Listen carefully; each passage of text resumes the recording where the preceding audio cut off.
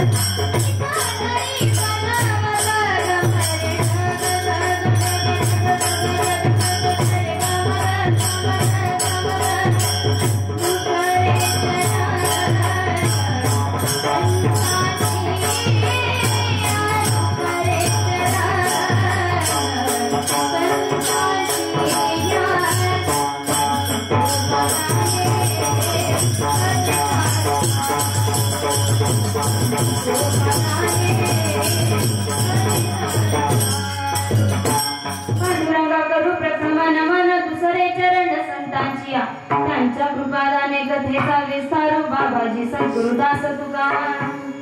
ओम नमो ज्ञानेश्वरा, ओम नमो ज्ञानेश्वरा,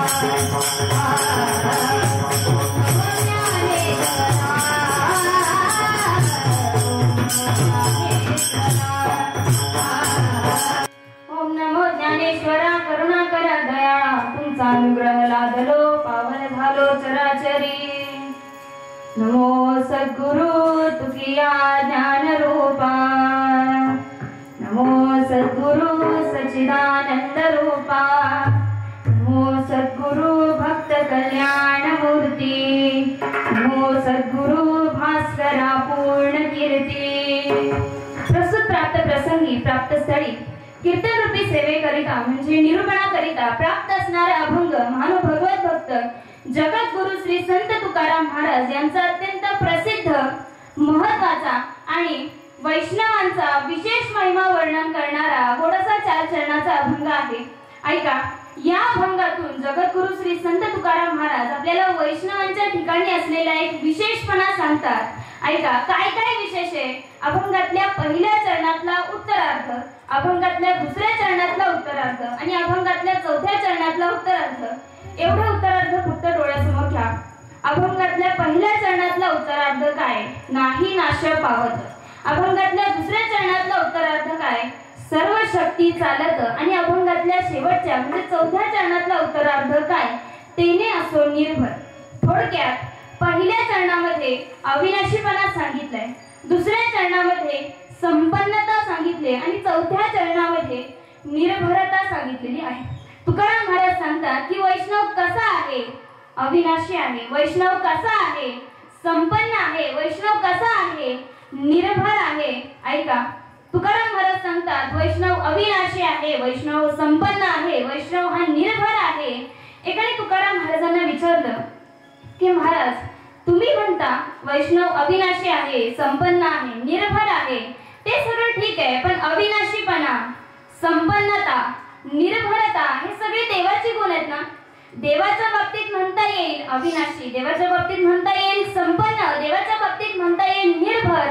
मग देवाकडे असलेले शब्द तुम्ही वैष्णवांकडे कसं काय लावायला लागलात? ऐका, तुकाराम महाराजांनी त्याला एकच वाक्य सांगितलं. तुकाराम महाराज म्हणायला लागले की हे बघ, तुझं काय झालंय, तुला बहुतेक कायदा माहित नाही.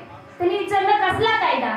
तुकाराम महाराजांनी सांगितलं की कायदा असा सांगितला जातो की पित्याचे जे काय धन पुत्रा कोण वंचिल, म्हणजे वडिलांचं जे असतं ते सगळं मुलाला मिळतं. हा जसा समाजशास्त्रामध्ये व्यवहारामध्ये नियम सांगितला जातो, जसं वडिलांचं सगळं मुलाला मिळतं तसं भगवंताचं सगळं भक्ताला मिळतं. म्हणून ही 3 वैशिष्ट्य त्याचे. विठाला विठाला.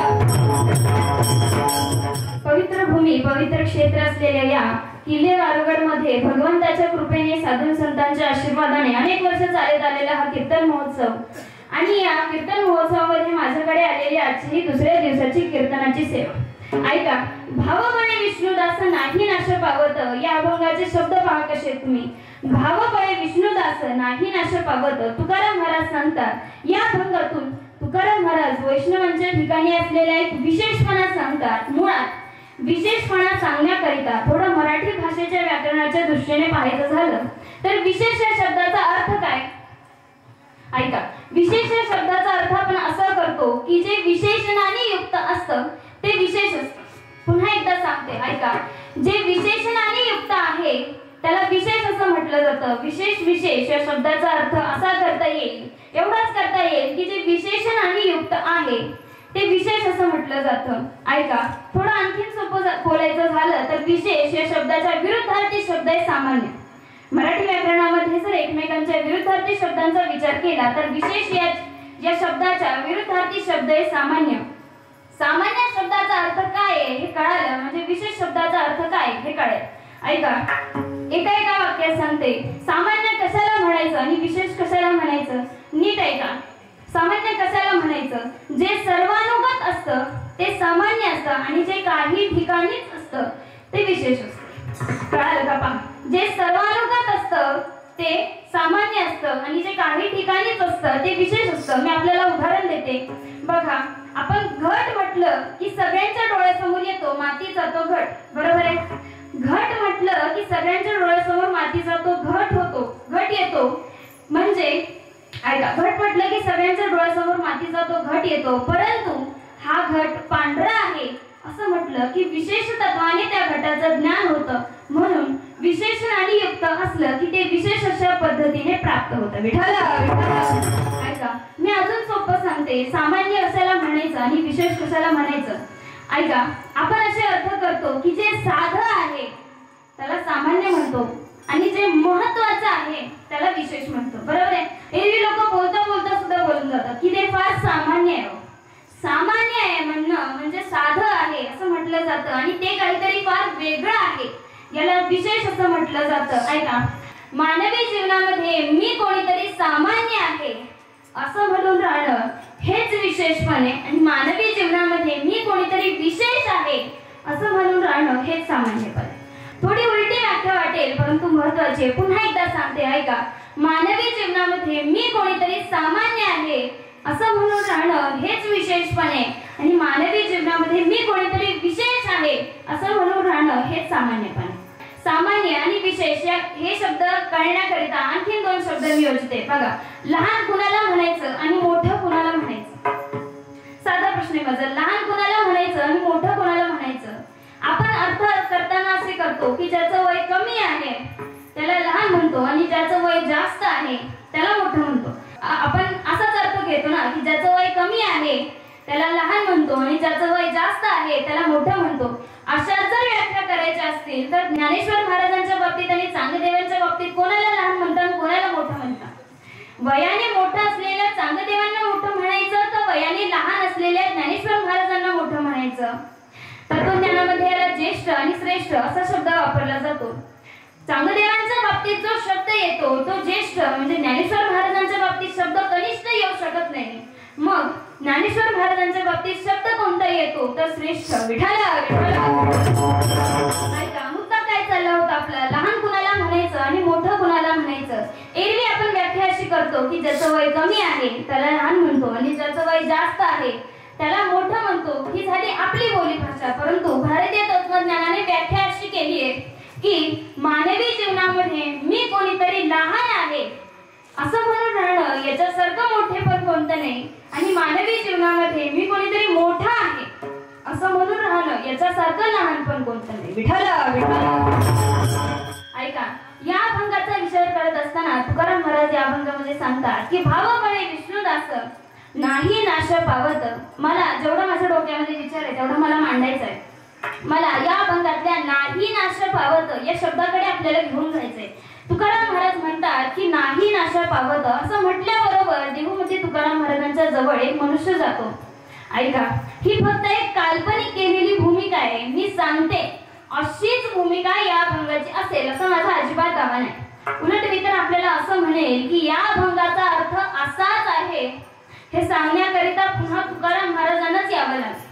पुन्हा तुकाराम महाराजांनीच येऊन सांगावं लागेल की या अभंगाचा अर्थ असाच आहे. आम्ही फक्त अंदाज लावायचे. त्या दृष्टीने मी आपल्याला सांगते.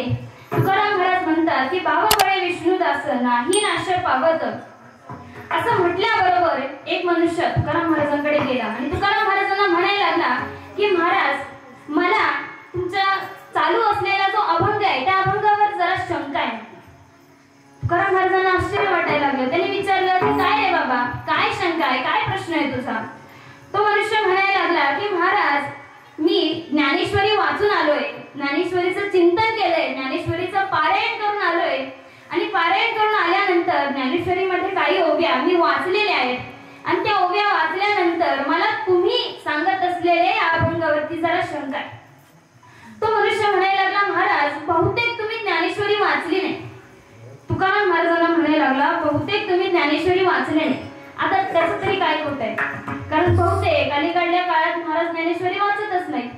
पूर्वीचा काळ बघा, जुनी मंडळी, काही पडकरी परंपरेची मंडळी, एखादा टाळकरी असो, एखादा वारकरी असो, एखादा महाराज असो, कोणीही असो, त्यांच्या जवळ एक स्वतंत्र पिशवी असायची आणि त्या पिशवीमध्ये 2 ग्रंथ तर आवर्जून असायचे. एक ज्ञानेश्वरी आणि दुसरा गाथा. ज्ञानेश्वरी आणि गाथा कुठेही गेलं तरी बरोबर असायचे. एखाद्या वेळेस कपड्याची पिशवी विसरेल परंतु ज्ञानेश्वरी आणि काथ्याची पिशवी कधीही विसरत नसत। ऐका, काही तुमच्या डोळ्यासमोरची जुनी मंडळी असतील ते बघा, अलीकडल्या काळामध्ये जर एखादा माणूस पंढरपूरला जरी गेला तरी तो गंध एकाचा, बुक्का एकाचा, पाणी एकाचं आणि आरसा चौथ्याचा, म्हणजे त्याच्याकडे गंध सुद्धा नसतो। तो मनुष्य म्हणायला लागला की महाराज तुम्ही बहुतेक ज्ञानेश्वरी वाचली नाही। तुकाराम महाराज म्हणायला लागले अरे असं कसं काय, उलट ज्ञानेश्वरी वाचल्याशिवाय तर माझा दिवस पूर्ण होत नाही, तुला काय शंका आहे म्हटले। तो मनुष्याने म्हणायला सुरुवात केली, तो म्हणायला लागला महाराज मी ज्ञानेश्वरी वाचून आलोय, ज्ञानेश्वरीचं चिंतन केलंय, ज्ञानेश्वरीचं पारायण केलंय आणि ज्ञानेश्वरीमध्ये ज्या ओव्या मी वाचलेल्या आहेत तुम्ही जे सांगता ना नाही नाश पावत, तर मी ज्ञानेश्वरीचं चिंतन करत असताना एक ओवी माझ्या सातत्याने डोळ्यासमोर येते की उपजेते नाशे नाशिले पुनरपी दिसे हे घटिका यंत्र जैसे परिभ्रमे का। ऐका, ज्ञानेश्वर महाराज आम्हाला स्पष्ट सांगतात की उपजेते नाशे म्हणजे जे जे उत्पन्न होणार आहे त्याचा प्रत्येकाचा नाश होणार आहे असं जर माऊली आम्हाला सांगत असतील तर मग तुम्ही या अभंगात कसं काय म्हणता नाही नाश पावत। तुकाराम महाराजांना आनंद वाटायला लागला। ऐका, तुकाराम महाराजांना त्यांनी प्रश्न विचारलेल्याचा आनंद वाटायला लागला। प्रश्न जर एखाद्याने विचारला तर उत्तर सांगणाऱ्याला आनंद वाटावा, अलीकडे जर एखाद्याने प्रश्न विचारला तर एक गप बस असं म्हणतात, याचं कारण त्याला उत्तर येत नाही, दुसरं काहीच नाही। पण तुकाराम महाराजांना आनंद वाटला आणि तुकाराम महाराजांना आनंद कशाचा वाटला, तुकाराम महाराजांनी त्यांनी प्रश्न विचारलेल्याचा आनंद वाटला। ज्ञानेश्वरी वाचून हा प्रश्न विचारतोय याचा अर्थ अभ्यास करून आलाय। तुकाराम महाराजांनी त्याच्याकडे पाहिलं आणि म्हणाले देऊ का उत्तर तुला। तो म्हणला नाही नाही महाराज थांबा, मी ज्ञानेश्वरीतला एक आधार तर तुम्हाला दिलाच, पण तुमच्याच गाथ्यातलं एक प्रमाण तुम्ही सध्या बोलत असलेल्या विषयाच्या विरुद्ध कसं आहे हे मी तुम्हाला दाखवतो। तुमचंच प्रमाण बघा, तुम्ही एके ठिकाणी आम्हाला सांगता की नाही नाश पावत, बरोबर आहे, तुम्ही एके ठिकाणी आम्हाला सांगता की नाही नाश पावत, पण तुम्हीच आम्हाला असं सांगता की तुका म्हणे त्यांचे कळले आम्हा वर्म जे जे कर्म धर्म नाशिवंत, बरोबर आहे, जे जे कर्म धर्म नाशिवंत असं तुमचंच म्हणणं आहे ना। तुम्ही एके ठिकाणी आम्हाला सांगता की नाही नाश पावत, पण तुम्ही एके ठिकाणी आम्हाला असंही सांगता की जे जे कर्म ते नाशिवंत म्हणजे जे जे निर्माण होणारे त्याचा प्रत्येकाचा नाश होणारे असं तुमचंच म्हणणं आहे ना। महाराज म्हणले हो। मग तुमचंच म्हणणं जर एके ठिकाणी असं असेल की जे जे कर्म धर्म नाशिवंत, तर मग तुम्ही या भागात कसं काय म्हणायला लागला नाही नाश पावत। ऐका, तुकाराम महाराजांना आनंद वाटत होता, काय काय याने अभ्यास केलाय, ज्ञानेश्वरी वाचून आलाय, ज्ञानेश्वरी तर वाचलीच पण याने माझा सुद्धा गाथा अभ्यासलाय याचा आनंद वाटला। तुकाराम महाराजांनी त्याच्याकडे पाहिलं, तुकाराम महाराज म्हणायला लागले देऊ का उत्तर। तो म्हणला नाही नाही महाराज थांबा, मी महाभारत वाचून आलो। तुकाराम महाराजांना एवढा अभ्यासू श्रोता पहिल्यांदाच भेटला, महाभारत वाचून आला। तो म्हणला हो। तुकाराम महाराजांनी विचारलं काय बाबा काय तुला महाभारतातला काय विचार पटला। तो मनुष्य म्हणायला लागला की महाभारतामधलं यक्ष प्रश्न नावाचं प्रकरण मी वाचून आलोय, ते प्रकरण आता यक्ष प्रश्न नावाचं प्रकरण काय आहे त्याची कथा मोठी विस्ताराने जरी दिली असली तरी मी थोडक्यात सांगते। तहान लागली पाणी पिण्याकरिता म्हणून ते भीम अर्जुन नकुल सहदेव हे सगळे गेले, पाण्याला हात लावला, तिथून एका अदृश्य शक्तीतून आवाज येत होता की माझ्या प्रश्नांची उत्तर द्यावे लागतील अन्यथा मरावं लागेल।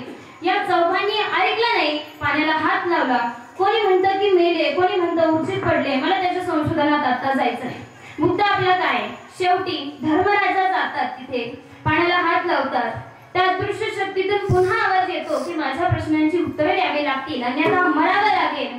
धर्मराजाने दोन्ही हात जोडले आणि सांगितलं तुम्ही प्रश्न विचारा, मला जशा पद्धतीने जमतील तसे मी उत्तर द्यायचा प्रयत्न करतो, तुम्ही प्रश्न विचारा। आणि मग त्या यक्षाने प्रश्न विचारले आणि धर्मराजाने उत्तर दिली। त्या यक्षाच्या आणि धर्मराजाच्या प्रश्न उत्तरातून महाभारतातील यक्ष प्रश्न नावाचं प्रकरण बाहेर आलं। ऐका, मी आपल्याला दोन पुस्तकांची नावं सांगते। महाभारतातील यक्ष प्रश्न नावाचं एक पुस्तक मिळतं आणि प्राचार्य शिवाजीराव भोसले सरांनी उपस्थित केलेलं यक्ष प्रश्न नावाचं प्रकरण बाजारामध्ये मिळतं। दोन्ही वाचण्यासारखे आहेत। महाभारतातील यक्ष प्रश्नही थोडं वाचा आणि शिवाजीराव भोसले सरांनी उपस्थित केलेले यक्ष प्रश्नही जरा वाचा। ऐका, त्या यक्षाने धर्मराजाला अनेक प्रश्न विचारले आणि त्या प्रश्नांमध्ये एक प्रश्न आपल्या विषयाच्या अनुषंगाने फार महत्त्वाचा आहे ऐका, त्या यक्षाने धर्मराजाला प्रश्न असा विचारला की हे धर्मराजा, मला सांग की या जगातलं सर्वात मोठं आश्चर्य काय? काय प्रश्न विचारला? या जगातलं सर्वात मोठं आश्चर्य काय?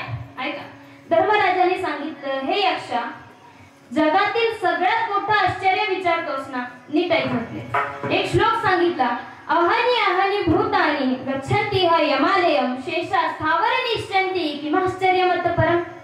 महाभारतातला श्लोक आहे, धर्मराजाच्या मुखात दिलेला श्लोक आहे. तो श्लोक असा आहे, पुन्हा एकदा सांगते, अहनी अहनी भूतानि गच्छन्ति ह यमालयम शेषा स्थावर निश्चन्ति किमाश्चर्यमत परम. धर्मराजा सांगतात की हे यक्षा, या जगातील सगळ्यात मोठं आश्चर्य काय आहे? तर ऐक, नीट नीट ऐक. अहनी अहनी भूतानि गच्छन्ति ह यमालयम म्हणजे जे जे या ठिकाणी जन्माला आले ते ते गेले. जगातील सगळ्यात मोठं आश्चर्य आहे, जे जे या ठिकाणी जन्माला आले ते ते गेले. जन्म म्हटलं की मृत्यू हा ठरलेलाच आहे, ते ते गेले. यक्षाने विचारलं, बरं मग याच्यात आश्चर्य काय? धर्मराजाने सांगितलं की पुढला अर्धा श्लोक फार महत्वाचा आहे. मी बऱ्याचदा सांगत असते की लोक अर्धच कीर्तन ऐकतात आणि कीर्तन कळालं नाही असं म्हणतात. असं चालत नाही महाराज. कीर्तन कधी अर्ध ऐकायचं नाही, म्हणजे अर्ध्यातून यायचं नाही आणि अर्ध्यातून उठूनही जायचं नाही. दोन्ही कळत नाही, अर्ध्यात आल्यावरही कळत नाही आणि अर्ध्यातून उठून गेल्यावरही कळत नाही. धर्मराजाने सांगितलं की पुढल्या अर्ध्या श्लोकाची भाषा फार महत्वाची आहे. ऐका, अहनी अहनी भूतानि गच्छन्ति ह यमालयम शेषा स्थावर निश्चन्ति किमाश्चर्यमत परम. धर्मराजा सांगतात, हे यक्षा, जे जे या ठिकाणी जन्माला आले ते ते गेले. ऐका, जे जे जन्माला आले ते ते गेले, परंतु एखादा माणूस गेल्यानंतर, नीट ऐका, एखादा माणूस गेल्यानंतर जिवंत असलेला माणूस म्हणतो की हा गेला पण मी जिवंत, याचा मानत असलेला जो आनंद आहे, हेच या जगातील सगळ्यात मोठे आश्चर्य म्हटले. कळलं का? पहा, श्लोकाची भाषा फार महत्वाची आहे. जे जे या ठिकाणी जन्माला आले ते ते गेले, परंतु एखादा माणूस गेल्यानंतर जिवंत असलेला माणूस म्हणतो की हा गेला पण मी जिवंत, याचा मानत असलेला जो आनंद आहे, हेच या जगातील सगळ्यात मोठं आश्चर्य. का? कारण याला सुद्धा जायचंच आहे ना. याला सुद्धा जायचं असताना स्वतःपासून तो त्याला वेगळं समजायला लागला. वेगळं कधी समजायचं नाही महाराज. ऐका, जे जे जन्माला आले ते ते गेले, परंतु जिवंत असलेला माणूस मेलेल्या माणसाकडे बघून म्हणतो की मी जिवंत, मी जिवंत, याचा मानत असलेला आनंद, हे सगळ्यातील सगळ्यात मोठं आश्चर्य.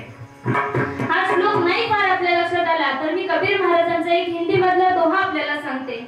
कबीर महाराज सांगतात की 10 द्वारे का पिंजरा तामे पंछी कौन, रही है तो अचरज है, नहीं रहे तो अचरज कौन. कबीर महाराज सांगतात, पुन्हा एकदा सांगते, ऐका, 10 द्वारे का पिंजरा तामे पंछी कौन, रही है तो अचरज है, नहीं रहे तो अचरज कौन. अचरज या शब्दाचा अर्थ आहे आश्चर्य. विठ्ठल विठ्ठल. ऐका, कबीर महाराज सांगतात, 10 द्वारे का पिंजरा हा देह नावाचा, 10 दरवाजाचा देह नावाचा पिंजरा, याच्यामध्ये तामे पंछी कौन म्हणजे जीवात्मा नावाचा पक्षी. तो जीवात्मा नावाचा पक्षी या देह नावाच्या पिंजऱ्यात राहिला तर आश्चर्य आहे. जीवात्मा नावाचा पक्षी या देह नावाच्या पिंजऱ्यातून उडून गेला तर कशाचं आश्चर्य आहे? कारण तो पक्षी आहे पण कधी ना कधीतरी तो जाणारच आहे. जर नाही गेला तर आश्चर्यच आहे. कळलं का? बघा, माणूस राहिला तर आश्चर्य आहे, गेला तर आश्चर्य नाही, हे त्यातून निघतं. म्हणून तो मनुष्य असं म्हणतो की महाभारत आम्हाला सांगतं की जे जे जन्माला आले ते ते गेले, मग तुम्ही या अभंगात कसं काय म्हणता नाही नाश पावत.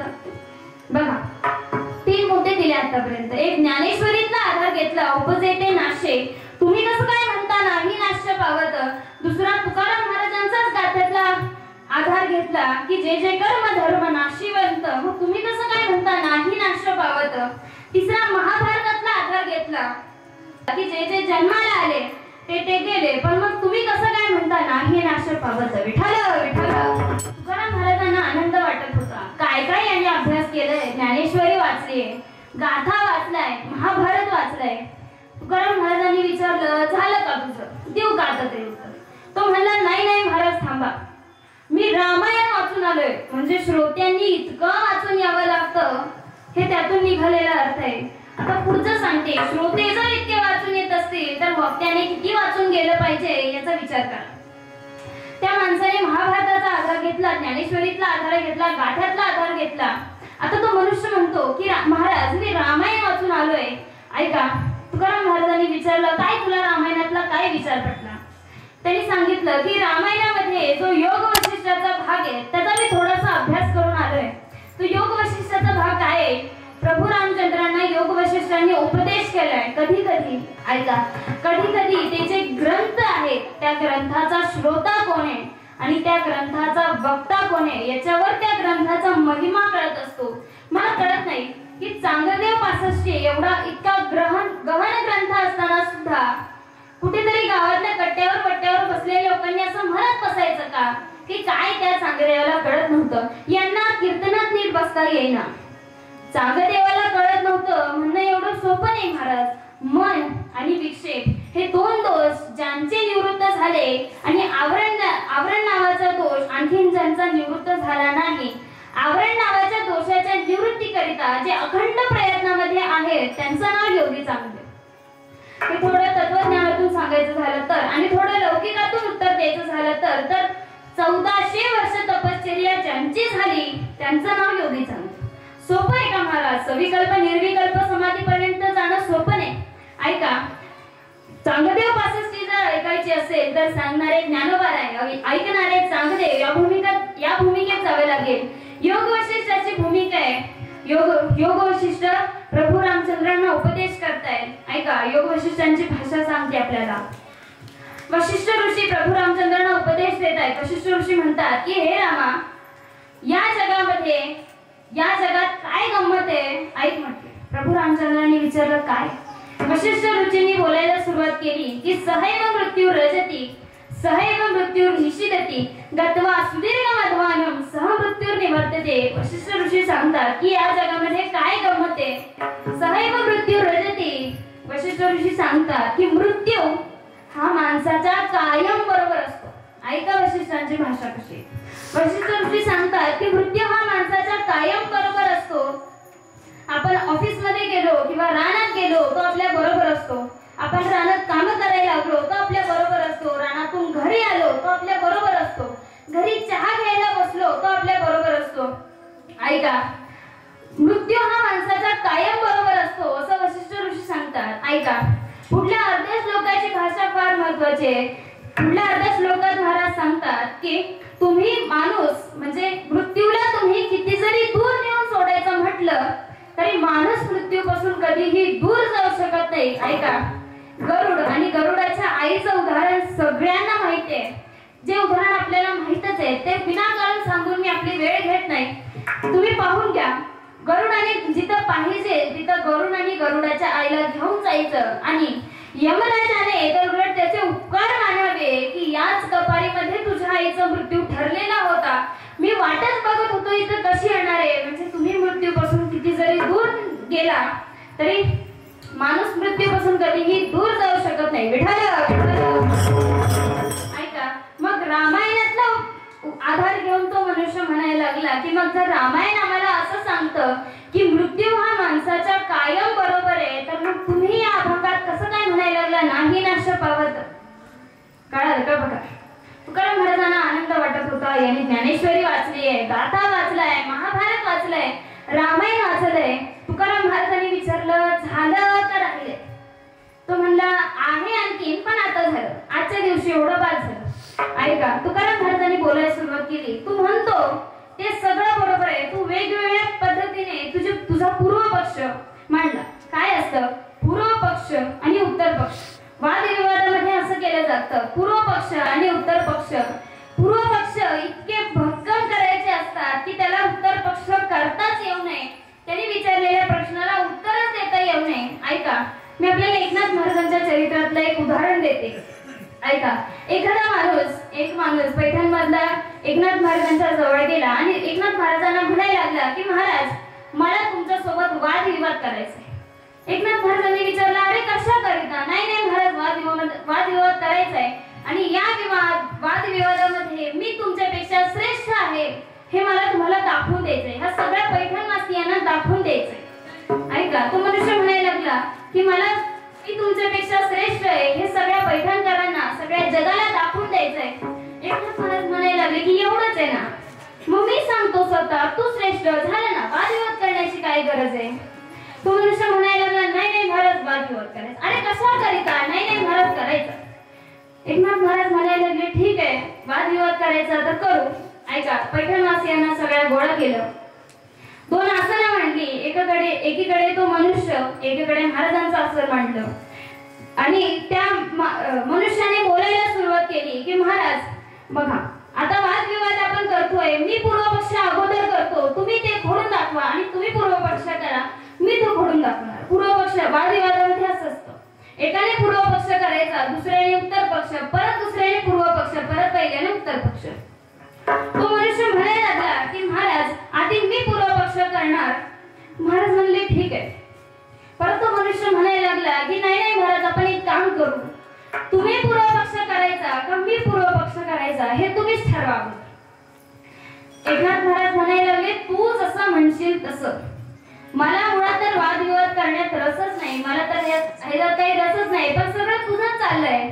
तो मनुष्य म्हणायला लागला, मग आपण एक काम करू, तुम्हीच अगोदर पूर्वपक्ष करा, कारण तुम्ही जे बोलणार आहे ते मी नंतर खोडूनच काढणार आहे, मग कशाला वेळ वाया घालवायचा, तुम्हीच अगोदर पूर्वपक्ष करा. ऐका, आता एकनाथ महाराज म्हणले ठीक आहे. एकनाथ महाराजांनी बोलायला सुरुवात केली. एकनाथ महाराज सांगतात, सगळ्या पैठणवासियांना सांगायला लागले की हे बघा, आपल्याकडे आज जे आलेले महात्मे आहेत, जे महाराज आहेत, ते अत्यंत विद्वान आहेत, ते कुलीन आहेत, ते शुद्ध चारित्र्यवान आहेत, त्यांचं घराणं फार चांगलं आहे, त्यांच्या घराण्यात फार चांगल्या परंपरा आलेल्या आहेत. एवढं एकनाथ महाराज बोलले आणि एकनाथ महाराजांनी सांगितलं, झाला माझा पूर्वपक्ष, काढतो. कळालं का काय पूर्वपक्ष केला? ऐका, एकनाथ महाराजांनी पूर्वपक्ष काय केला की हे जे महाराज आलेले आहेत ते अत्यंत विद्वान आहेत, ते कुलीन आहेत, त्यांचं घराणं चांगलं आहे, फार चांगल्या परंपरा त्यांच्या घराण्यात आलेल्या आहेत. आता हा पूर्वपक्ष झाला म्हटल्यावरती त्याला खोडताना काय करावं लागेल? मी कुलीन नाही, मी शुद्ध चारित्र्यवान नाही, माझं घराणं चांगलं नाही, मी विद्वान नाही, असं त्याला बोलावं लागेल ना. मग पूर्वपक्षच इतके भक्कम करून ठेवायचे की त्याला उत्तर पक्ष करताच येऊ नये. या माणसाने पूर्वपक्षच इतके भक्कम करून ठेवले की ज्ञानेश्वरीचा आधार घेतला, गाथाचा आधार घेतला, महाभारताचा आधार घेतला, रामायणाचा आधार घेतला आणि मग तो मनुष्य तुकाराम महाराजांना म्हणायला लागला की सांगा बरं, मी केलेले पूर्वपक्ष खोडून दाखवा बरं. तुकाराम महाराज म्हणायला लागले की तुझं सगळं खरं आहे, तू म्हणतो ते अगदी बरोबर आहे, पण ऐका, पण नाही नाश पावत हा शब्द, मी नाही नाश पावत हे मी कोणासाठी म्हटलंय? विष्णुदास नाही नाश पावत. विष्णुदास या शब्दाचा अर्थ आहे विष्णूचा दास म्हणजे संत. मग संत या शब्दाची तरी व्याख्या काय करता येईल? भक्त या शब्दाची तरी व्याख्या काय करता येईल? ऐका, ज्ञानेश्वर महाराजांनी अगदी सोपी व्याख्या केली आहे. विठ्ठल विठ्ठल माऊली आम्हाला सांगतात की आत्मज्ञाने चोखडे संतचे माझे रोकडी. ऐका, ज्ञानेश्वर महाराज सांगतात की आत्मज्ञानाने युक्त असलेला वैष्णव नाही नाश पावत असं म्हटलं. याचं कारण आहे की आत्मज्ञानाने युक्त झाला की त्याला देहाची आसक्ती राहिलेली नसते. मग देह राहिला काय आणि गेला काय याच्याशी त्याचा काहीही संबंध नसतो, परंतु त्याला झालेली जी आत्मप्रचिती आहे त्याचा मात्र कधीही नाश होत नाही. त्या दृष्टीने तुकाराम महाराज म्हणतात की त्या दृष्टीने मी म्हणलो की विष्णुदास नाही नाश पावत. तर मग त्यांनी एक साधा प्रश्न विचारला की महाराज, कळी काळावर जिंकण्याचं सामर्थ्य जर या विष्णुदासाकडे येत असेल तर या विष्णुदासाचं नेमकं बळ काय? अभंगाचं पहिलं चरण.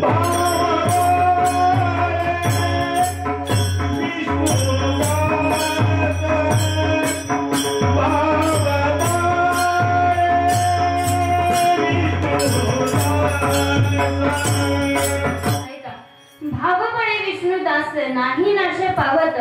अभंगातल्या पहिल्या चरणातला पहिला शब्द आहे भाव.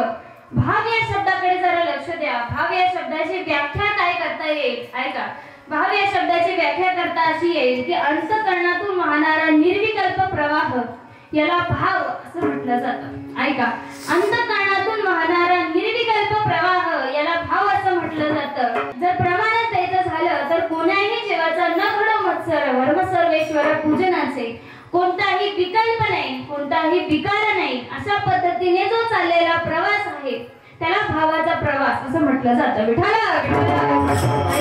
भाव या शब्दाचा आणखीन एक विचार मी आपल्याला सांगते, ऐका. अंतःकरणातून वाहणारा निर्विकल्प प्रवाह याला भाव म्हणा, हा एक विचार. आणि दुसरा, अंतःकरणामध्ये निर्माण झालेलं भगवंताविषयीचा परमप्रेम याला भाव म्हणा. कळलं का? पहा, पुन्हा एकदा सांगते. अंतःकरणामध्ये निर्माण झालेलं भगवंताविषयीचं परमप्रेम यालाही भाव म्हणा. ऐका, मी आपल्याला आणखीन 2 वाक्य सांगते. तत्वज्ञानाने चिंतन भावाबद्दल बोलत असताना चिंतन असं केलंय की प्रेमाची पहिली अवस्था यालाही भाव म्हटलंय आणि प्रेमाची उच्चतम अवस्था यालाही भाव म्हटलंय. ऐका, प्रेमाची पहिली अवस्था यालाही भाव म्हटलंय आणि प्रेमाची उच्चतम अवस्था यालाही भाव म्हटलंय. हे मी थोडं सोप्या भाषेत सांगते. ऐका, पहिली अवस्था म्हणजे प्रेमाची पहिली अवस्था काय? भक्ताच्या अंतःकरणामध्ये भगवंताविषयी प्रेम निर्माण होणं ही प्रेमाची पहिली भूमिका, हा प्रेमाचा पहिला प्रकार. आणि भगवंताच्याच ठिकाणी भगवंताच्या अंतःकरणामध्ये भक्ताविषयी प्रेम निर्माण होणं हा भावाचा उच्चतम प्रकार. कळलं का? बघा, पुन्हा एकदा सांगते. भक्ताच्या अंतःकरणामध्ये भगवंताविषयी प्रेम निर्माण होणं हा भावाचा पहिला प्रकार आणि भगवंताच्याच ठिकाणी भक्ताविषयी प्रेम निर्माण होणं हा भावाचा उच्चतम प्रकार. मी आपल्याला आणखीन सोपं सांगते, ऐका.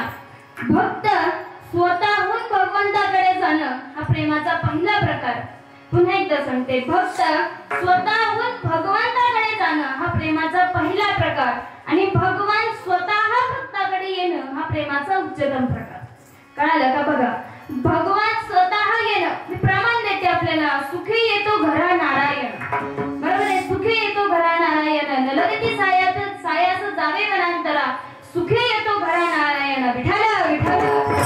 ऐका, भक्त भगवंताकडे जाणं यालाही भाव म्हणा आणि भगवान स्वतः भक्ताकडे येणं यालाही भाव म्हणा. ऐका, मी आपल्याला याचं एक उदाहरण देते. कृष्ण शिष्टाईचं प्रकरण आपल्या सगळ्यांना माहित आहे. काय नाही म्हणे, भगवान श्री कृष्ण परमात्मा दुर्योधनाकडे गेले. ऐका, आता ते कौरव पांडवांचं युद्ध होऊ नये ही चर्चा करण्याकरिता गेले. काय ते चर्चा करण्याकरिता गेले? भगवान तिथे गेले, चर्चा करायला लागले. ऐका, दुर्योधनाबरोबर चर्चा करायला लागले. काय ते बोलायला लागले. बोलता बोलता बोलता ते बोलणं इतकं फिसकटलं की शेवटी दुर्योधनाच्या मुखातून शब्द आले की सुईच्या टोकावर मावेल एवढी सुद्धा जमीन मी पांडवांना द्यायला तयार नाही. ही दरपोक्ती दुर्योधनाच्या मुखातून ऐकल्याबरोबर कृष्ण भगवान श्री कृष्ण परमात्मा तिकडून निघाले.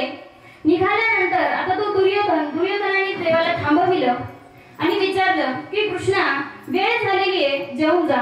कृष्ण म्हणायला लागला, नाही मला भूक नाही. आणि थोडं जेवून जा. नाही मला वेळ नाही. शेवटी तो दुर्योधन म्हणायला लागला, अरे देवा, वेळ झालेली आहे, जेवणाची व्यवस्था उत्तम केली आहे, 2 घास खाऊन जा. तो म्हणला, नाही मला वेळ नाही. देव कारण सांगायला लागला, भूक नाही, वेळ नाही. तो म्हणायला लागला, अरे थोडं जेव. नाही मला वेळ नाही. जेवायचं नसलं की लोक असली कारण देतात, भूक नाही, वेळ नाही. देव म्हणायला लागला, नाही मला वेळ नाही, मला भूकही नाही. शेवटी तो दुर्योधन म्हणायला लागला, बरोबर आहे देवा, बरोबर आहे, तू असंच करणार. आमचं कुठलं तुला गोड लागतं? तू नेहमी पांडवांचं खाणार, तुला त्यांचंच गोड लागतं. आमचं कुठलं तुला गोड लागतं? याला आपल्याकडे तरी कुचकावा बोलणं असं म्हटलं जातं. तो झाले एवढे शब्द दुर्योधनाच्या मुखातले ऐकले. गेलेले भगवान परत माघारी आले आणि दुर्योधनाला म्हणायला लागले, हे बघ दुर्योधना, तू जेवणाची व्यवस्था उत्तम केली पण तरीही मी तुझ्याकडे जेवत नाही. याला कारण आहे म्हटले. त्यांनी विचारलं, काय कारण आहे? कृष्णाने सांगितलं, हे बघ दुर्योधना, तू जेवणाची व्यवस्था उत्तम केली पण जेवू घालण्यामागची तुझी भावना चांगली नाही म्हणून मी तुझ्याकडे जेवत नाही. का? कारण अंतरीची घेतो गोडी, पाहे जोडी भावाची. ऐका, कृष्ण म्हणायला लागला, तू काय जेवू घालतो याला महत्व नाहीये, तू कसं जेवू घालतो याला महत्व आहे. तुझी भावना चांगली नाही म्हणून मी तुझ्याकडे जेवत नाही. ऐका, एवढं बोलून श्रीकृष्ण परमात्मा तिथून निघाले. विदुर काकांच्या घरी गेले. नीट ऐका, आता विदुर काकांच्या घरी गेले. काही बोलावलं होतं का विदुर काकांनी? नाही. सुखे येतो खरा नारायण. विदुर काकांच्या घरी गेले. दरवाजा उघडला. काका आहेत का असं म्हटल्याबरोबर काका काही घरी नव्हते. काकी एकट्याच घरी होत्या.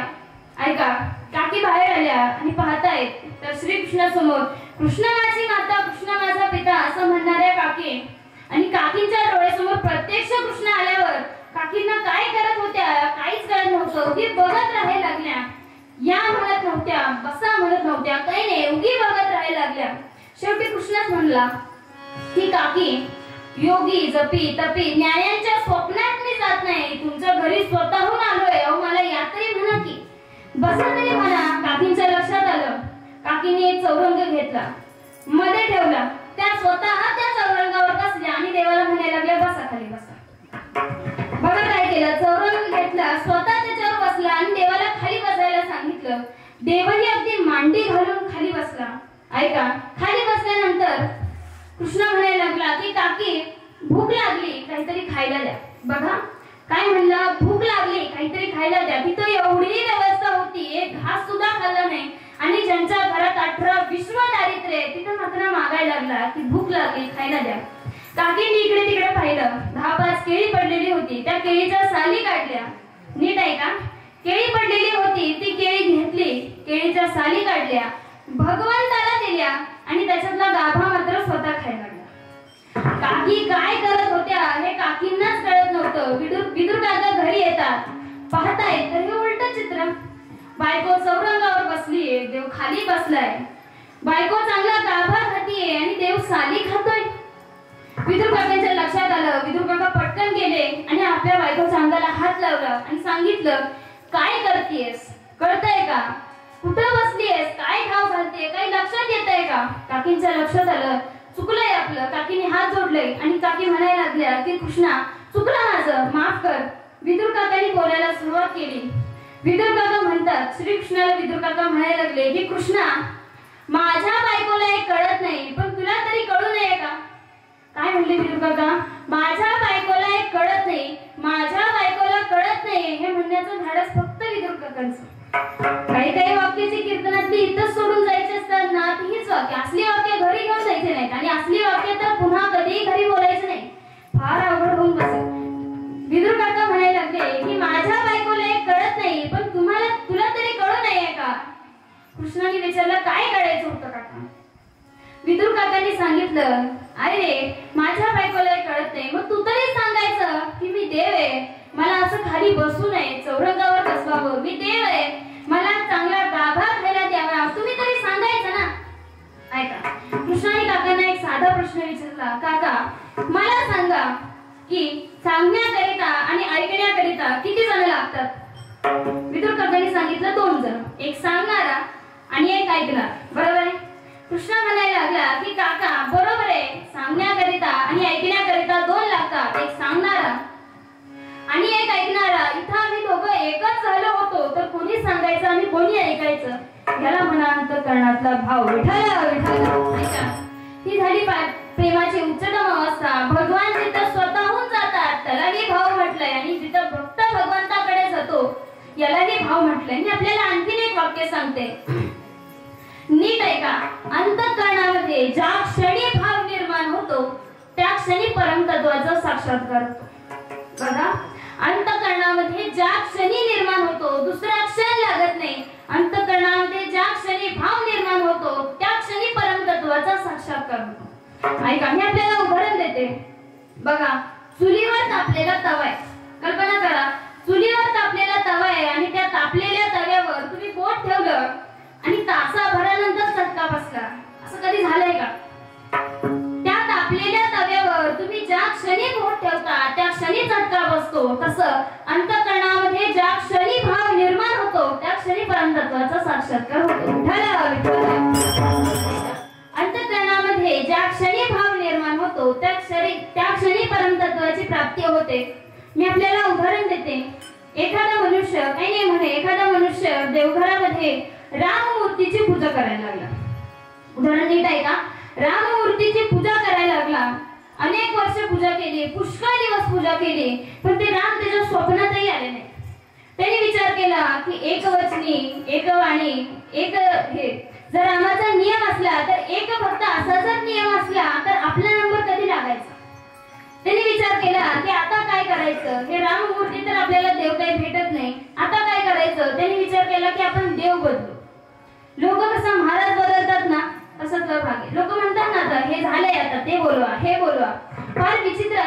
ऐका, मी आपल्याला एक वाक्य सांगते. वस्तूची प्राप्ती झाली की वस्तूचं महत्व संपून जातं. मी काय बोलते ते नीट ऐका. वस्तूची प्राप्ती झाली की वस्तूचं महत्व संपून जातं.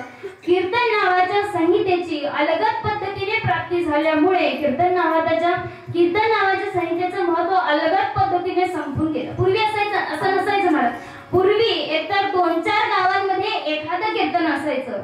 ऐका, पूर्वी 2-4 गावांमध्ये एखादं कीर्तन व्हायचं आणि त्यात सुद्धा 2-4 दिवसांनंतर त्या महाराजांना कीर्तन असायचे. 2-4 दिवसांनंतर त्या महाराजांना तारका असायच्या, कीर्तन असायची आणि त्यामुळे पाहुनिया ग्रंथ असं ते कीर्तन असायचं. आता अलीकडल्या काळामध्ये महाराज आता कीर्तनाची गर्दी किती झाली आहे बघा तुम्ही. महाराज म्हणतात की सकाळी इथं केलं, दुपारी इथं केलं, संध्याकाळी इथं केलं, आणखीन एक मिळालं तर करू. काय भाषा, आणखीन एक मिळालं तर करू. म्हणजे कीर्तन नावाच्या संहितेचं अलगद पद्धतीने प्राप्ती झाल्यामुळे याचा कीर्तनाचा तात्विक परिणाम समाजावर न होण्याची कारण काय आहेत हे कधीतरी कीर्तनकारांनी शोधली पाहिजेत. त्या माणसाने विचार केला की राममूर्ती तर की आपल्याला भेटत नाही, आपण देव बदलू. बाजारामध्ये गेला, मूर्त्यांच्या दुकानामध्ये गेला, कोणती मूर्ती घ्यायची? राममूर्ती तर ते देव काय आपल्याला भेटत नाही. समोर कृष्ण मूर्ती दिसली.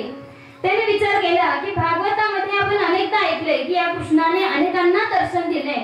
ती कृष्ण मूर्ती घेतली, घरी आला, देवघरातली रामाची मूर्ती खाली ठेवली. नीट ऐका, रामाची मूर्ती खाली ठेवली, वरती कृष्ण मूर्ती ठेवली, स्नान वस्त्र वगैरे सगळं नेसवलं आणि मूर्तीला अत्तर सुगंधी द्रव्य लावायचा नियम आपण सगळीकडेच पाहतो. त्यांनी अत्तर सुगंधी द्रव्य लावल्यानंतर त्या अत्तराचा वास सगळीकडे पसरायला लागला आणि त्याने विचार केला की या अत्तराचा, या सुगंधी द्रव्याचा वास घेण्याचा अधिकार कोणाला?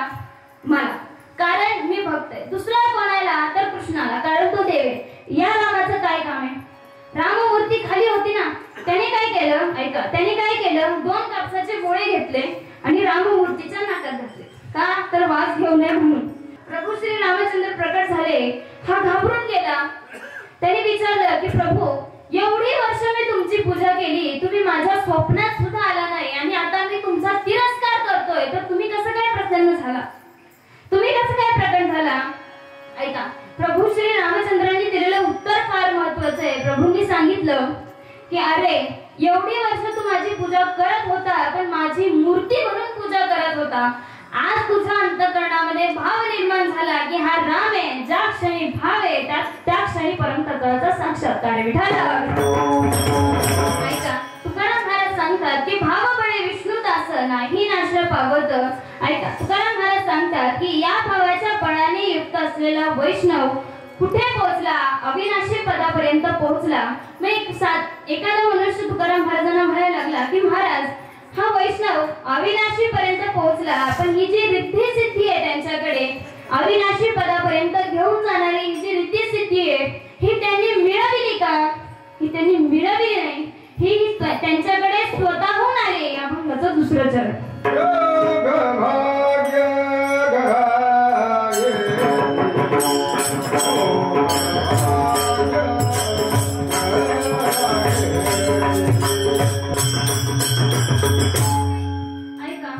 योग भाग्य धरा येती सर्व शक्ती चालत. अभंगातल्या पहिल्या चरणातला विस्तार आपण आतापर्यंत करत आलो. भाव बळे विष्णुदास नाही नाश पावत. योग भाग्य धरा येती सर्व शक्ती चालत. या भावाच्या बळाने युक्त असलेला वैष्णव कुठं पोहोचला? अविनाशी पदापर्यंत पोहोचला. तर दुसऱ्या चरणात तुकाराम महाराज सांगतात की योग भाग्य धरा येती सर्व शक्ती चालत. योगाधिक सगळे भाग्य वैष्णवाकडे स्वतःहून चालत येतात. ऐका, योगाधिक सगळे भाग्य. मग योग या शब्दाचा तरी अर्थ नेमका काय करता येईल? ऐका, योग या शब्दाचा अर्थ सांगताना असा सांगितला जातो की योग चित्तवृत्ती निरोधाः. ऐका, चित्तवृत्तीचा निरोध याला योग असं म्हटलं जातं. आता हे योग चित्तवृत्ती निरोधाः हे कसं लावायचं?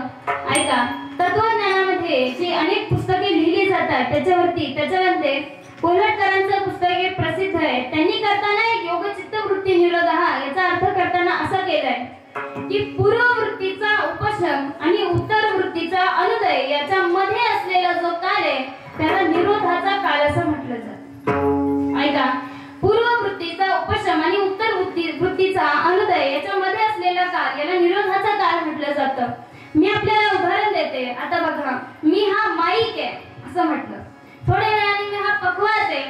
म्हटलं, थोड्या वेळाने मी ही हार्मोनियम आहे असं म्हटलं, थोड्या वेळाने हा वीणा आहे असं म्हटलं. ऐका, आता तत्वज्ञान आम्हाला असं सांगतं की हा माईक आहे, हा माईक आहे असं म्हणून ज्या वेळेस तुम्ही थांबता आणि हा पखवाज आहे याच्या म्हणण्याच्या अगोदर आणखी तुमची वृत्ती पखवाजाकडे गेली नाही. हा माईक आणि पखवाज एकाच वृत्तीमध्ये, तत्वज्ञानामध्ये एकाच वृत्तीमध्ये दोन वस्तूंचं ज्ञान होत नसतं.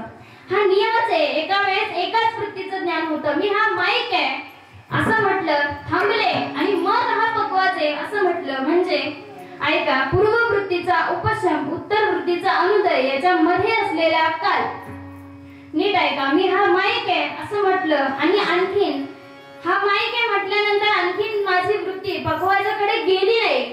याच्यामध्ये असलेला जो काल आहे त्याला निरोधाचा काल म्हटलं जातं. विठ्ठल ऐका, आता हा काल फार सूक्ष्म आहे. योगशास्त्र सांगतं की हा सूक्ष्मच आहे, म्हणजे कमी असलेला, हा सूक्ष्म म्हणजे कमी असलेला जो काल आहे तो वाढवत वाढवत जाण्याचं काम कोण करतं तर वैष्णव. विठ्ठल विठ्ठल ऐका, योग भाग्य धरा येती सर्व शक्ती चालत. आता नीट ऐका, योग भाग्य, योगाचं भाग्य तरी नेमकं काय आहे? ऐका, योगाचं भाग्य सांगताना सांगितलं जातं की योगाचा भाग्य आहे निर्विकल्प समाधी. बघा, निर्विकल्प समाधी, मी जाणीवपूर्वक शब्द वापरते, निर्विकल्प समाधी. ऐका, सविकल्प समाधी वेगळी आणि निर्विकल्प समाधी वेगळी. ऐका, याच्यात फरक आहे. अहम ब्रह्म अस्मि या वृत्तीने युक्त असलेली समाधी म्हणजे सविकल्प समाधी आणि अहम ब्रह्म अस्मि ही वृत्ती ही जिथं संपून जाते ती निर्विकल्प समाधी. बघा तुम्ही, किती उदाहरण आहेत आपल्या समोर. तुकाराम महाराजांचं चरित्र बघा तुम्ही, ज्ञानोबारायांचं चरित्र बघा, गोरोबा काकांचं चरित्र पहा, एकनाथ महाराजांचं, सगळ्यांचं किती संतांची चरित्र जर पाहिली आपण तर सगळी चरित्र ही निर्विकल्प समाधीने युक्त असलेली चरित्र आहेत. विठ्ठल विठ्ठल. आता योगाचं भाग्य निर्विकल्प समाधी, बरोबर आहे. पुन्हा एकदा सांगते, योगाचं भाग्य निर्विकल्प समाधी आणि निर्विकल्प समाधीलाच तत्वज्ञानामध्ये मोक्ष म्हटलं जातं. तुकाराम महाराज सांगतात की योग भाग्य धरा येते सर्व शक्ती चालत. योगाचं भाग्य म्हणजे निर्विकल्प समाधी आणि निर्विकल्प समाधीलाच मोक्ष असं म्हटलं जातं. म्हणजे हा मोक्ष नावाची स्थिती स्वतःहून संतांकडे, स्वतःहून वैष्णवांकडे चालत येते. बघा तुम्ही, मोक्ष नावाची स्थिती आपण उदाहरण द्यायचं झालं, प्रमाणात द्यायचं झालं तर पंढरीचे वारकरी ते अधिकारी मोक्षाचे आहे का नाही प्रमाण. पंढरीचे वारकरी ते अधिकारी मोक्षाचे, याचा जर सरळ सरळ अर्थ घेतला म्हणजे वाचार्थ जर आपण घेतला तर काय होईल की पंढरीला जाणारा वारकरी तो मोक्षाचा अधिकारी. या ओळीचा अर्थ असाच करतो ना आपण, पंढरीला जाणारा वारकरी तो मोक्षाचा अधिकारी. मग वारकऱ्याला मोक्ष अपेक्षित आहे का उपेक्षित आहे? काय लेखा दोन्ही शब्द बघा. वारकऱ्याला मोक्ष अपेक्षित आहे का उपेक्षित आहे? मोक्ष पाहिजे, मोक्ष हवाय म्हणून तो पंढरपूरला जातो का? मोक्ष पाहिजे म्हणून जातो का? अपेक्षित आहे का? नाही, उलट कसा आहे, उपेक्षित आहे. तर मग पंढरीचे वारकरी ते अधिकारी मोक्षाचे हे कसं लावायचं? ऐका, मी आपल्याला सांगते, पंढरीचे वारकरी ते अधिकारी मोक्षाचे याचा अर्थ पंढरीला जाणारा वारकरी मोक्ष घेण्याचा अधिकारी असं नाही. पंढरीला जाणारा वारकरी मोक्ष घेण्याचा अधिकारी नाही, तर पंढरीला जाणारा वारकरी मोक्ष देण्याचा अधिकारी. म्हणजे मोक्ष हे दान करण्याचं सामर्थ्य जर संतांमध्ये, जर वारकऱ्यांमध्ये येत असेल तर का म्हणू नये योग भाग्य धरा येती सर्व शक्ती चालत. विठ्ठल विठ्ठल. का होऊ नये? मोक्ष स्वतःहून संतांकडे का येऊ नये? कारण मोक्ष दान करण्याचं सामर्थ्य जर संतांमध्ये असेल तर योग भाग्य धरा येती सर्व शक्ती चालत हे म्हणण्यामध्ये काय अडचण आहे? ऐका, मी आपल्याला आणखीन एक उदाहरण देते. एक चरित्रातलं एक कथा सांगते. एकनाथ महाराजांच्या चरित्रात असं सांगितलं जातं की एकदा एक रिद्धी सिद्धी प्राप्त असलेला महात्मा एकनाथ महाराजांकडे गेला आणि म्हणायला लागला की महाराज, मला तुमच्या सोबत थोडी चर्चा करायची, थोडा संवाद करायचा आहे. एकनाथ महाराजांनी सांगितलं ठीक आहे, आता सायंकाळ झालेली आहे, उद्या जे काय असेल ते बघू. तो मनुष्य म्हणायला लागला नाही नाही महाराज, मी फार अभ्यास करून आलोय, माझ्याकडे रिद्धी सिद्धी आहेत आणि त्या रिद्धी सिद्धींच्या जोरावरती काही प्रश्न मला तुम्हाला विचारायचे आहेत. एकनाथ महाराज म्हणायला लागले सगळं खरं आहे रे, पण आता सायंकाळ झाली आहे, सकाळ काय असेल ते बघू. तो म्हणायला लागला ठीक आहे. त्याला मुक्कामाकरिता एक खोली दिली. आता ते रिद्धी सिद्धी वाल्यांना सगळं घेऊन फिरावं लागतं. आपली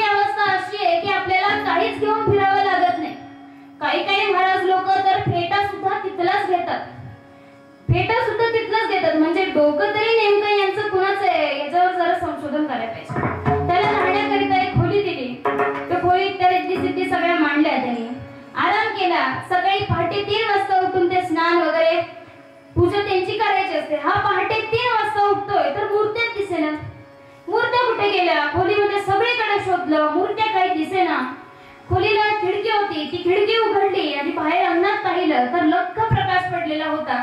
आणि त्याच्या पुढचं आश्चर्य असं होतं की ज्या रिद्धी सिद्धींच्या जोरावर हा एकनाथ महाराजांना प्रश्न विचारायला आला होता त्या रिद्धी सिद्धी एकनाथ महाराजांच्या अंगणामध्ये कोणी झाडू मारतय, कोणी सडा टाकतय, कोणी रांगोळी काढतय, कोणी पाणी भरतोय. हा धावत गेला आणि रिद्धी सिद्धींना विचारायला लागला की तुम्ही हे काय करायला लागलात? मी तुमच्या बरोबर तुमच्या जोरावरती एकनाथ महाराजांना प्रश्न विचारणार आहे आणि तुम्ही हे काय करायला लागला? रिद्धी सिद्धी म्हणायला लागल्या की आम्हाला प्राप्त करण्यासाठी खूप साधना करायला लागला, पण आमच्या ठिकाणी रिद्धित्व आणि सिद्धित्व येण्याकरिता आम्ही संतांची पूजा करायला लागलो. विठ्ठल विठ्ठल आम्ही संतांची पूजा करायला लागलो. याला म्हणा योग भाग्य घरा येती सर्व शक्ती चालत. एकाने महाराजांना विचारलं की महाराज ह्या ज्या रिद्धी सिद्धी आहे किंवा मोक्ष नावाची सिद्धी काय, ह्या सगळ्या देवाच्या दासी आहेत ना? मग ह्या देवाच्या दासी असून सुद्धा ह्या वैष्णवांकडे कशा काय? याचं एकच उत्तर आहे. आपण त्याचं 3रं चरण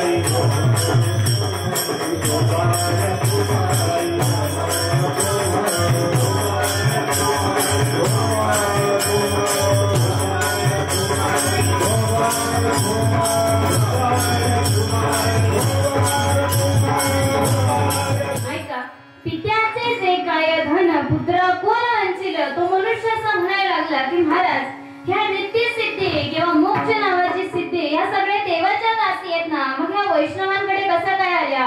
त्याचं एकच उत्तर आहे की पित्याचे जे काय धन पुत्रा कोण वंचिल, हा नियम आहे महाराज. बघा तुम्ही वडिलांचं जे असतं ते सगळं मुलाला मिळतं, हा नियम आहे. म्हणजे आता बघा वडिलांचं जे असतं ते सगळं मुलाला मिळतं, म्हणजे भगवंताचं जे आहे ते सगळं वैष्णवाला मिळणार का? कारण वैष्णवाच्या दृष्टीने आई वडील कोण आहेत याचा विचार करा. विठ्ठल माया बाप चुलता, विठ्ठल भगिनी आणि भ्राता, विठ्ठले विन चाल नाही गोता, तुका म्हणे आता नाही दुसरे, किंवा कृष्ण माझी माता, कृष्ण माझा पिता. बघा ज्ञानेश्वर महाराज आणि तुकाराम महाराजांचे सारखे महात्मे जर म्हणत असतील की आमचे आई वडील जर कोण असतील तर तो परमात्मा आहे, मग असं का म्हणू नये की वडिलांचं जे असतं ते सगळं मुलाला मिळतं, म्हणजे भगवंताचं जे आहे ते सगळं भक्ताला.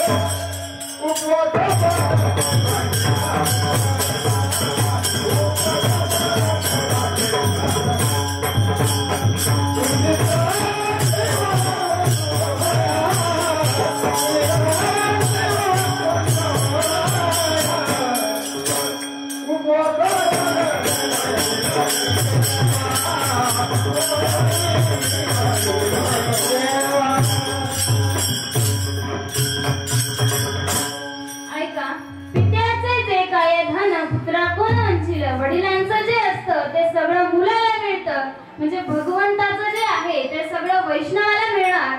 मग सरते शेवटी तुकाराम महाराज काय म्हणतात अभंगाचं शेवटचं.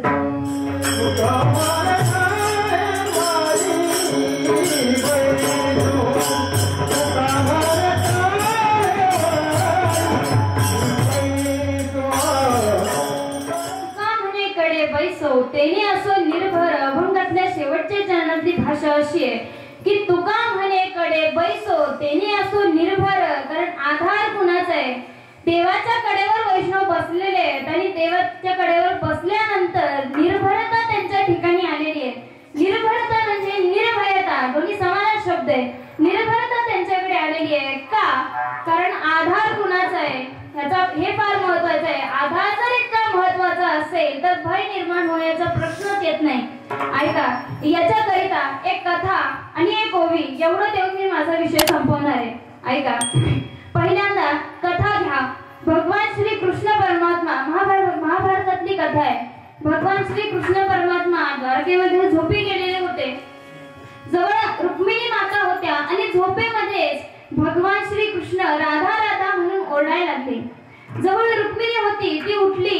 तिने उठवलं, भगवान श्री कृष्णांना उठवलं आणि विचारलं की कोण आहे ही राधा, काय आहे तिचा अधिकार? श्रीकृष्ण म्हणले की काही नाही कसं, कोण आहे ही राधा, काय तिचा अधिकार आहे, मला सांगा बघ. भगवान श्रीकृष्ण म्हणाले दाखवितो, तुला वृंदावनामध्ये घेऊन जातो.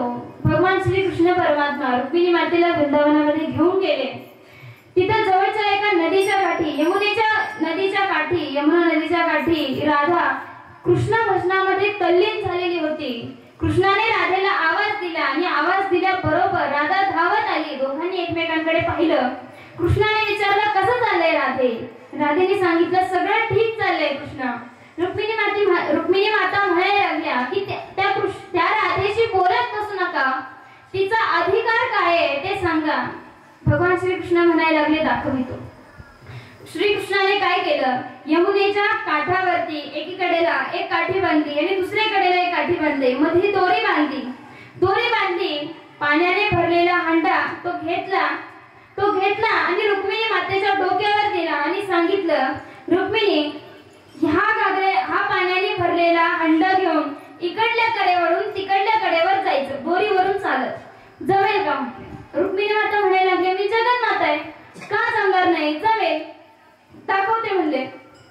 रुक्मिणी मातेने काय केलं, त्या दोरीवरून चालत त्या गेल्या. आता ते यमुनेचं पात्र फार मोठं विस्तीर्ण आहे, मोठं पात्र आहे यमुनेचं. रुक्मिणी माता मध्यभागी गेल्याबरोबर त्यांचे डोळे गरगर फिरायला लागले आणि त्या पाण्याच्या घागरी सहित रुक्मिणी माता खाली पडल्या. कडेवर कृष्ण आणि राधा हसायला लागले. रुक्मिणी माता बाहेर आल्या आणि सांगितलं माझी जशी परीक्षा घेतली तशी या राधेची घेऊन दाखवा बरं. कृष्णाने सांगितलं तिची घ्यायची आहे म्हणूनच तुझ्या अगोदर घेतली, घेतो म्हणले. कृष्णाने पाण्याने भरलेला हंडा राधेच्या डोक्यावर दिला आणि राधेला सांगितलं राधे मी सांगतो तेवढं कर. हा मी पाण्याने भरून दिलेला हंडा इकडल्या कडेवरून तिकडल्या कडेवर घेऊन जायचं, जमेल का? राधा म्हणायला लागली की कृष्णा तू म्हणतोय म्हणल्यावर का जमणार नाही, जमेल म्हटले. राधा ऐका, तर चमत्कार ऐका. राधा तो पाण्याने भरलेला हंडा घेऊन इकडून तिकडे गेली. एवढंच नाही तर तिकडून माघारी इकडे आली. रुक्मिणी मातेला मात्र आश्चर्य वाटायला लागलं की राधेला कसं काय जमलं एवढं सगळं. मी मात्र घाबरून पडले, मग हिला कसं काय झालं नाही. ही इकडून तिकडे गेली, एवढंच नाही तर तिकडून माघारी आली. राधा माघारी आल्यावरती रुक्मिणी मातेने विचारलं की राधे तुला भीती वाटली नाही का? म्हणले मध्यभागी गेल्यावरती डोळे गरगर फिरले नाही का? तू गेली कशी काय इकडून तिकडे? तुला भीती वाटली नाही का? मी मात्र घाबरले, पडले, तुला कसं काय जमलं हे? राधेने सांगितलं. राधेने दिलेलं उत्तर फार महत्वाचं आहे. राधेने सांगितलं आई साहेब तुमचा प्रश्न आहे ना की पाण्याचा हंडा भरलेला हंडा घेऊन इकडल्या कडेवरून तिकडल्या कडेवर गेली कशी? राधेने सांगितलं मी घेऊन गेलीच नाही हंडा. रुक्मिणी मातेने विचारलं मग? राधा म्हणायला लागली की कृष्णाने पाण्याने भरून दिलेला हंडाच मला इकडून तिकडे घेऊन गेला आणि तिकडून माघारी इकडे घेऊन गेला. मी त्याच्या कडेवर बसलेली असेल, जर त्याच्या कडेवर मी बसलेली असेल तर मग मला कशाची भीती? याला म्हणा तेने असो निर्भर. विठ्ठल ही कथा झाली. आणखी एक मला ओवी द्यायची, ऐका. प्रभू श्री रामचंद्र वनवास विषय जरा डोळ्यासमोर घ्या. प्रभू श्री रामचंद्र वनवासाला निघाले.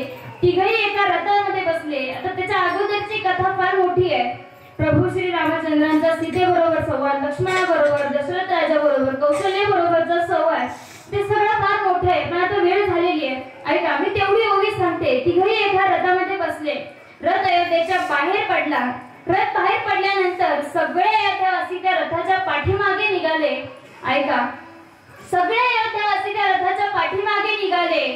प्रभू श्री रामचंद्रांना वाटायला लागलं की वनवास मला सांगितलाय, मी जाणं ठीक आहे, लक्ष्मण माझा भाऊ आहे, तो येणं ठीक आहे, सीता माझी बायको आहे, ती येणं ठीक आहे, हे अयोध्यावासी का माझ्या मागे यायला लागले? यांना भीती वाटत नाही का? यांना माझ्या मागे येण्याने काय मिळणार आहे?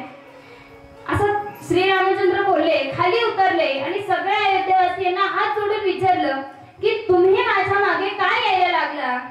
माझ्या मागे येण्याने तुम्हाला काय मिळणार आहे आणि भीती वाटत नाही का माझ्या मागे येण्याने?